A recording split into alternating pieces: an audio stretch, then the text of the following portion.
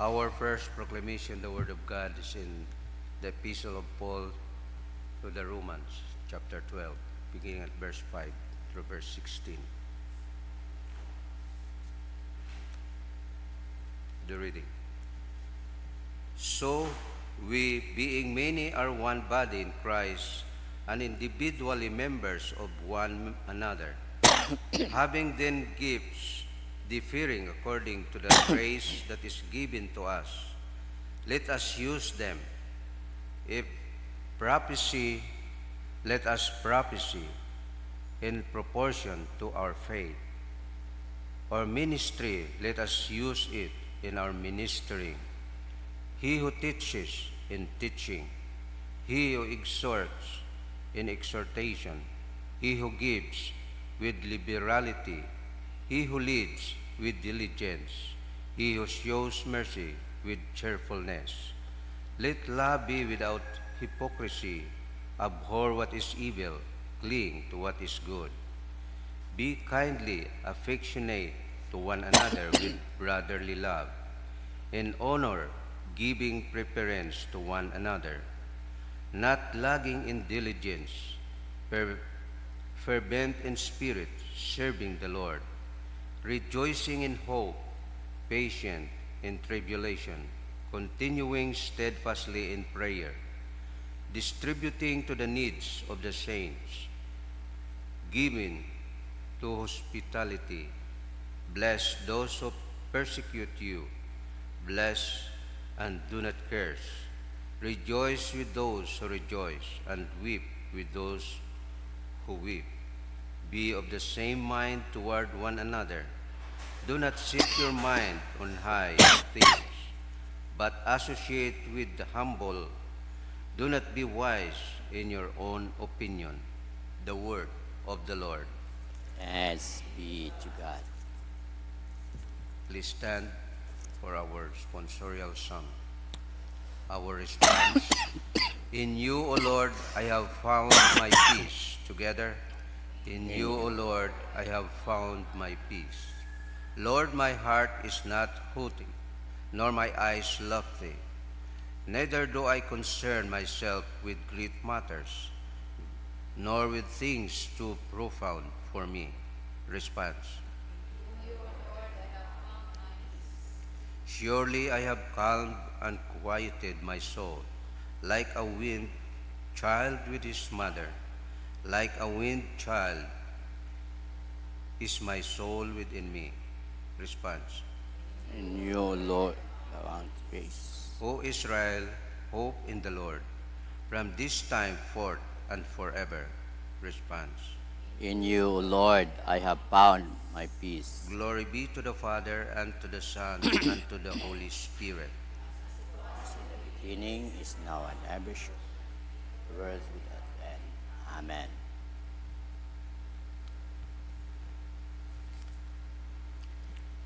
The Lord be with you.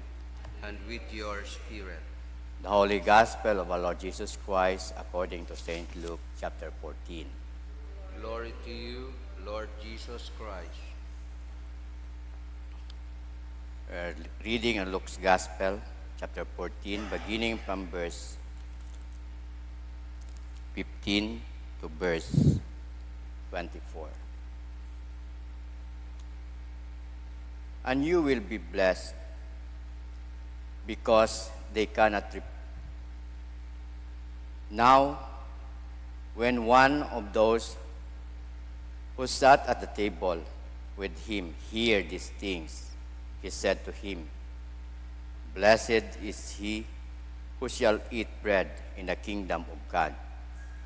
Then he said to him, A certain man gave a great supper and invited many, and sent his servant at supper time to say to those who were invited, Come, for all things are now ready. But they all with one accord began to make excuses. The first said to him, I have bought a piece of ground, and I must go and see it. I ask you to have me excused. And another said, I have bought 5 yokes of oxen, and I am going to test them. I ask you to have me excused. Still another said, I have married a wife, and therefore I cannot come. So that servant came and reported these things to his master. Then the master of the house, being angry, said to his servant, Go out quickly into the streets and lanes of the city, and bring in here the poor, and the maimed, and the lame, and the blind. And the servant said, Master, it is done as you commanded, and still there is room. Then the master said to the servant, Go out into the highways and hedges, and compel them to come in, that my house may be filled. For I say to you that none of those men who were invited shall taste my supper. The gospel of the Lord. Please be seated. Good morning. Batian naton nga gospel. Ang raya ay hanungod sa bungga nga handaan nung ginhambay ni Jesus sa rayang parables. Ang nahambay nga ni dayang kaibahan na sa rayang lamisa, happy are those who eat at the banquet in the kingdom of God. Happy. Many to invite kita ng master, but many excuse, nagtaot mga rason nga may mga excuse na dahil hindi sana makaagto. Sa bilog ay nakabakay ityugta, gusto nga agtunan, ngani may rason. Sa bilog man, nakabakay dayang oxen, gusto nga i-test da ng oxen kung manami. May excuse man gihapon, may rason. Sa bilog, bago umana akong asawa, nga ni, mana, gahani mo na po. Hindi ako makaagto. Pag may rason, pag may maabong rason,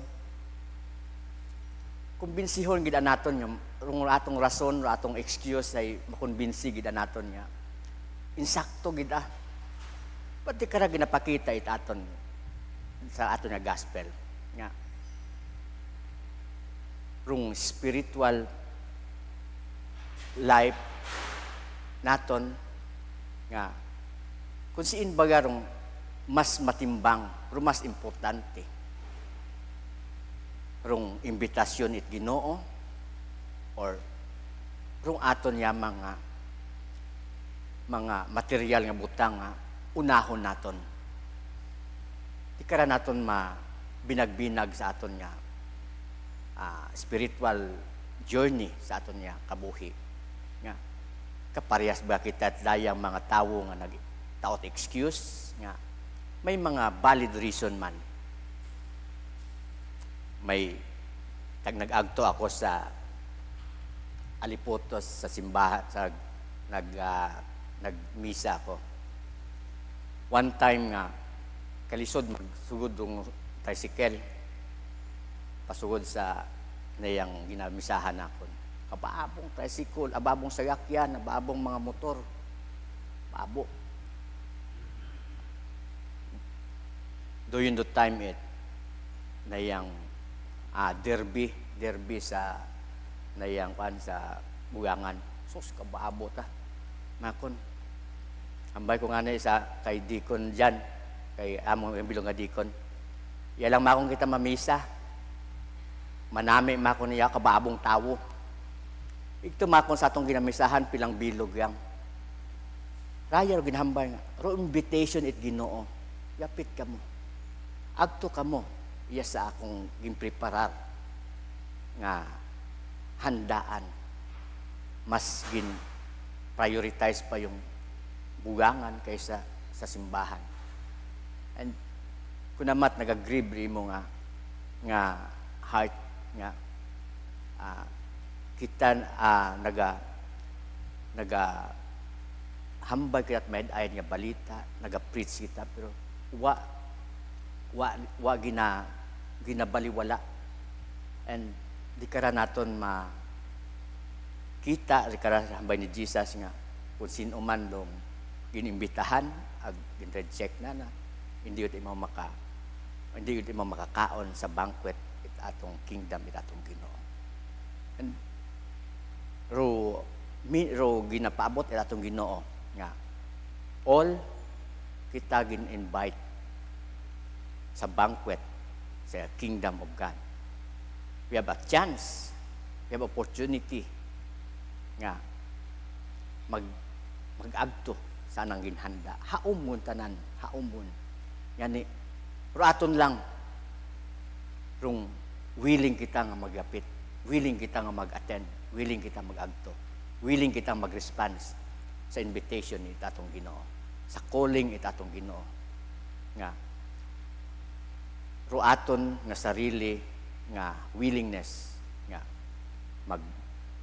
magapit kita. Excuse, ababo mga excuses, natandaan ko, tagintawag akong bilang deacon, naglinigoy ako. Ako hindi ako maging deacon, niliwa ako na ila. But, ano kabuot rong atong Ginoo?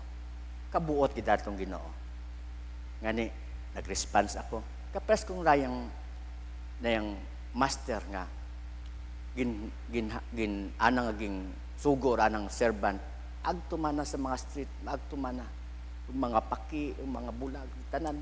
Ngani, ano kabuot ng atong Ginoo sa paghugat katon sa nang pag-response naton sa nang invitation, sa nang calling. Amen? Please stand.